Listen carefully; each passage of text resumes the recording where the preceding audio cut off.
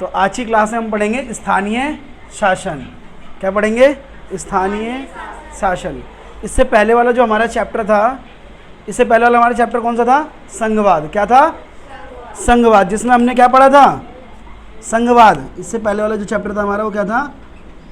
संघवाद, जिसके अंतर्गत हमने दो स्तर के शासन व्यवस्था को पढ़ा था। एक केंद्र की शासन व्यवस्था और दूसरी राज्य की शासन व्यवस्था, है ना। दो शासन व्यवस्था को पढ़ा था हमने, एक केंद्र की शासन व्यवस्था और दूसरी राज्य की शासन व्यवस्था, जिसके अंदर हमने विधायिका और दूसरा राज्य के विधान मंडल, ठीक है, राज्य स्तर का शासन व्यवस्था और केंद्र स्तर की शासन व्यवस्था को हमने पढ़ लिया था। अब क्या हुआ, भारत के अंदर एक तीसरे स्तर की शासन व्यवस्था आई। कौन से स्तर की? तीसरे स्तर की शासन व्यवस्था आई, जिसको बोला गया स्थानीय शासन। क्या बोला गया? स्थानीय शासन। तो एक कौन से स्तर का शासन है? तीसरे स्तर का शासन है, जिसको स्थानीय शासन कहते हैं, ठीक है। जो तीसरे स्तर का शासन है, तो स्थानीय शासन का अर्थ क्या है? स्थानीय शासन का अर्थ क्या होता है? तो गांव व जिले स्तर के शासन को हम स्थानीय शासन कहते हैं। तो ग्रामीण इलाकों के अंदर जो शासन व्यवस्था चलाई जाती है, जिसमें ग्राम पंचायत होती है, और इसी तरीके से शहरों में जो शासन व्यवस्था चलाई जाती है तीसरे स्तर की स्थानीय शासन व्यवस्था, नगर पालिका कहते हैं उसको, ठीक है। तो ग्रामीण शहरों में ग्राम पंचायत और शहरी क्षेत्रों में नगर पालिका स्तर की जो शासन व्यवस्था चलाई जाती है, इसी को हम क्या कहते हैं? स्थानीय शासन कहते हैं, ठीक है। जो स्थानीय शासन आम आदमी के सबसे नज़दीक का शासन होता है, क्योंकि एक जो ग्राम प्रधान होता है उसी गांव का होता है ना, इसलिए ये सबसे नज़दीक की शासन व्यवस्था होती है, और यहाँ लोगों के रोज़मर्रा के काम करवाए जाते हैं। रोज़मर्रा की जो ज़रूरी चीज़ें होती हैं, है ना, जैसे प्राइमरी हेल्थ हो गई, डिस्पेंसरी वगैरह बनवाना, है ना। उसके बाद प्राइमरी एजुकेशन हो गई, जो पहली से 5वीं तक के स्कूल के बच्चों के लिए होता है। उसके बाद और छोटी मोटी सुविधाएं उपलब्ध कराना, जैसे नालियाँ सफाई करवाना, है ना, नालियों का रखरखाव करवाना, ठीक है, इस तरीके से होता है। जैसे काम क्या क्या है इनके, देख लो रोज़मर्रा के काम क्या क्या काम है, मैं बता रहा हूँ। नालियाँ और मोहल्ले के बुनियादी काम करवाना, जो ज़रूरी चीज़ें हैं, ठीक है। प्राथमिक चिकित्सा यानी कि डिस्पेंसरी वगैरह करवाना, जिसमें ऑपरेशन वगैरह नहीं होते, बड़े लेवल के काम, छोटे मोटे खांसी जुकाम बुखार छोटे मोटे इलाज होते हैं, छोटे मोटे ब्लड टेस्ट हो गया, है ना, टेस्टिंग वगैरह हो जाती है, थोड़ी छोटे मोटे टेस्ट हो जाते हैं, ठीक। उसके बाद स्थानीय स्तर पर उपलब्ध करवाए जाते हैं। अगला है स्ट्रीट लाइट लगवाना। स्ट्रीट लाइट क्या होती है? रोडों पे जो लाइट लगती है अपने आसपास में, कॉलोनी के आसपास, ठीक है, वो स्ट्रीट लाइट लगवाना, ठीक है। आगे है प्राथमिक स्तर पर विद्यालय उपलब्ध करवाना, है ना, पहली से 5वीं तक के विद्यालय उपलब्ध करवाना, ये काम है, ठीक है। आगे नालियों की देखरेख करना और उनकी मरम्मत करवाना। नालियों की देखरेख करना व उनकी मरम्मत करवाने का काम भी किसका है? स्थानीय शासन का काम है। साथ साथ सड़क बनवाना। सड़क कौन सी? बड़ी बड़ी सड़कें नहीं, जो एक गांव के अंदर या एक कॉलोनी के अंदर जो सड़क होती है उनका निर्माण करवाना किसका काम है? स्थानीय शासन का कार्य। साथ साथ साफ़ सफाई करवाना, ठीक है। क्या करवाना? साफ़ सफाई, कहीं पर कूड़ा ना इकट्ठा हो, ये सारी साफ़ सफाई वगैरह कराना किसका काम है? स्थानीय शासन के कार्य होते हैं, ठीक है।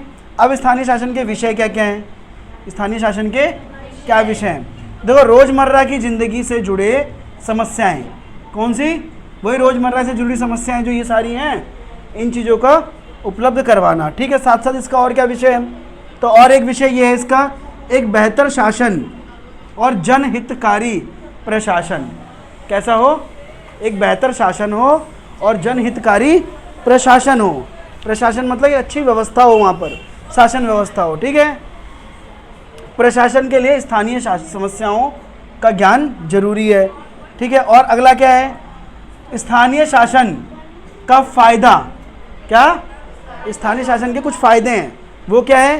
तो लोगों के सबसे नज़दीक का शासन होता है ये, जनता की आसानी से पहुंच होती है ना। प्रधान है तो गांव के आसपास ही रहता होगा वो, तो उसे आसानी से मिल सकते हैं। निगम पार्षद होगा, है ना, निगम पार्षद जो शहरों के अंदर होता है, ठीक है, वो भी आसानी से लोगों की पहुंच में होगा।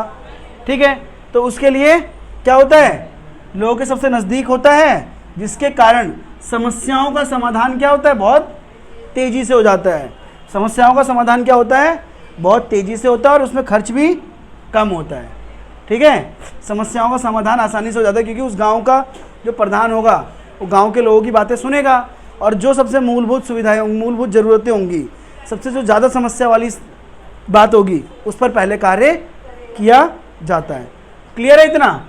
ठीक है, अब स्थानीय शासन के 2 स्तर होते हैं। कितने स्तर होते हैं? 2 स्तर होते हैं। ठीक है, 2 तरह का स्थानीय शासन होता है। पहला होता है ग्रामीण स्तर का और दूसरा नगरीय स्तर का। कितने स्तर के? ग्रामीण स्तर का और नगरीय स्तर का। अब ग्रामीण स्तर में भी ना 3 शासन हो, 3 प्रकार की व्यवस्था होती है। ग्रामीण स्तर में भी 3 प्रकार की व्यवस्था होती है, यानी कि जो ग्रामीण स्तर की शासन व्यवस्था है वो त्रिस्तरीय होती है। कितने स्तरीय होती है? जिसमें पहला आपका हो गया ग्राम पंचायत, दूसरा ब्लॉक या तालुका और तीसरा जिला पंचायत। इसके बारे में भी हम आगे डिटेल में पढ़ेंगे। ठीक है, तो 3 प्रकार की होती है ना ग्रामीण स्तर की शासन व्यवस्था, ग्राम पंचायत, ब्लॉक या तालुका और तीसरा जिला पंचायत। ठीक है, ऐसे नगरीय स्तर पर भी होती है व्यवस्था, जिसमें है ना क्या होता है, एक निगम पार्षद का क्षेत्र होता है। ठीक है, जिसको एक नगर निगम का इलाका बोलते हैं। उसके बाद मेयर होता है, एक चेयरमैन होता है, फिर उसके ऊपर मेयर होता है ना। तो त्रिस्तरीय ग्राम में नगरीय व्यवस्था भी होती है। ठीक है, इसको भी हम आगे डिटेल में पढ़ेंगे। आगे क्या है, हमें स्थानीय शासन की आवश्यकता क्यों होती है?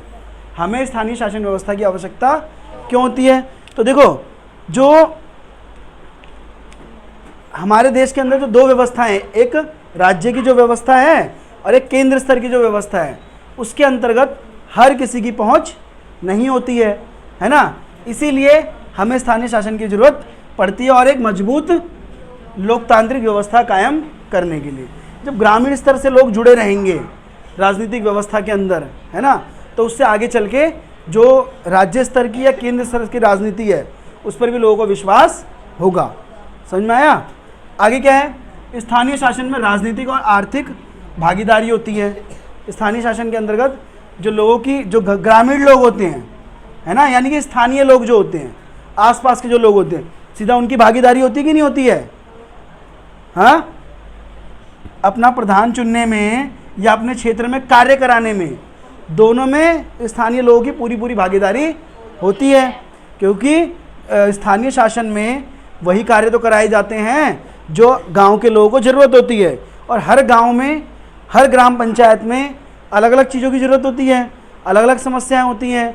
तो अलग अलग प्रकार से ही वहाँ पर समस्याओं के साथ कार्य किया जाता है ना। तो लोग क्या होते हैं वहाँ पे, स्थानीय स्तर पर लोग क्या होते हैं, डायरेक्ट जुड़े हुए होते हैं राजनीति में भी और आर्थिक रूप से भी।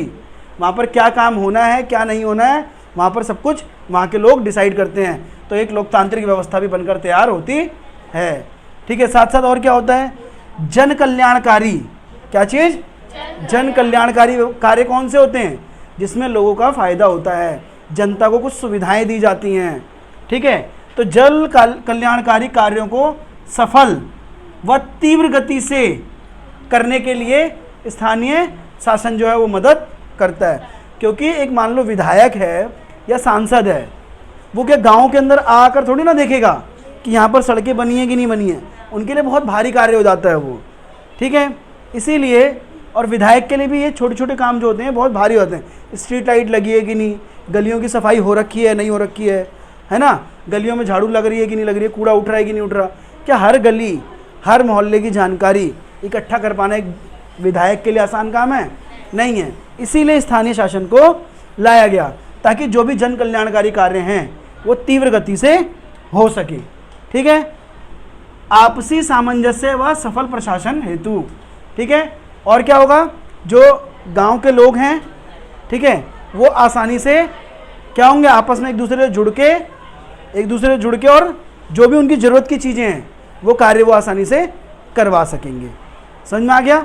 अब हम आगे क्या पढ़ेंगे, इसके बाद आगे हम पढ़ेंगे, यहाँ तक समझ में आ गया? ठीक है, आगे हम पढ़ेंगे इसके बारे में डिटेल से, जो स्थानीय शासन है वो त्रिस्तरीय होती है। कितने स्तरीय होती है?